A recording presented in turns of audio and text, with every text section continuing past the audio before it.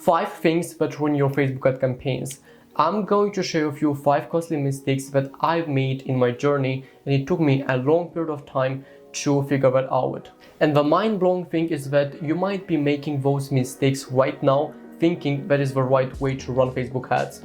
So if that sounds interesting and exciting, then keep watching this video because you are going to get insightful information about how and why to avoid those mistakes. The first thing that ruins your Facebook ad campaigns is making exclusions. Now, the problem with the exclusions is that when you start excluding custom audiences such as website visitors, social media engagers, you interrupt the Facebook ad machine learning and their algorithms, and that leads to a worse optimization. And when you have a bad optimization, Facebook has a hard time to find your ideal customer, which leads to more difficulties. Now, I'm not saying that you need to completely avoid exclusions. If you have a very large customer list where when you start investing more money in the platform, then at that time you might start excluding.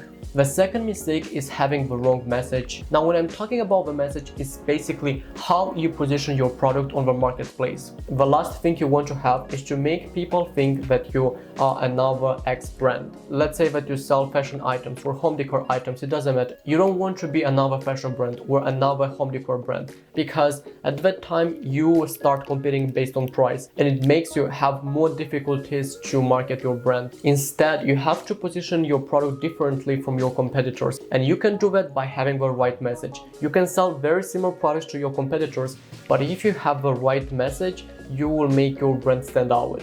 Now I understand that by saying to have a good message, that sounds vague and abstract. That's why I'm going to show you an example. So this is a business I came across, their name is Mattis, and I like very much how they position their product, and I think they did a great job when it comes to sharing the message about their brand. So first, let's take a look at their ad, and then I'm going to tell you what specifically I like about this creative and what specifically I like about the message.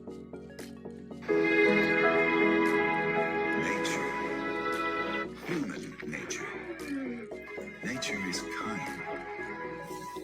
Human nature is kind of crazy. Nature is exquisite. Human nature is eccentric. Lovely, wonderful, beautiful, healing nature.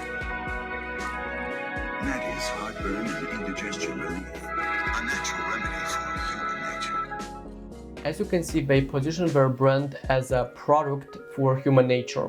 The thing that I like about this creative is that they showed us the reality in a funny way about this problem that we eat very much and how bad it looks like from a different angle. So afterwards, they introduced the solution to this problem, which is their product. And if we think we have enough brands that are selling products related to immune support and digestive relief, but this brand stands out because the message they use makes them different and uncommon. The third thing that ruins your Facebook ad campaigns is having a copy that is too long.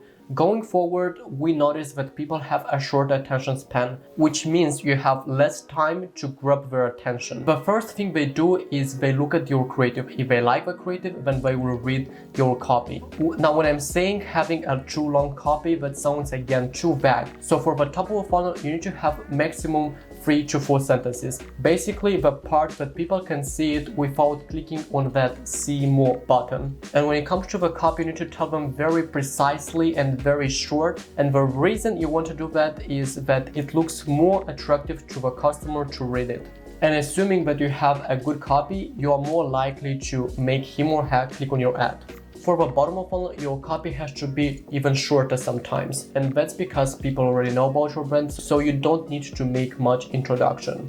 The next thing that ruins your Facebook ad campaigns is running one creative per ad set.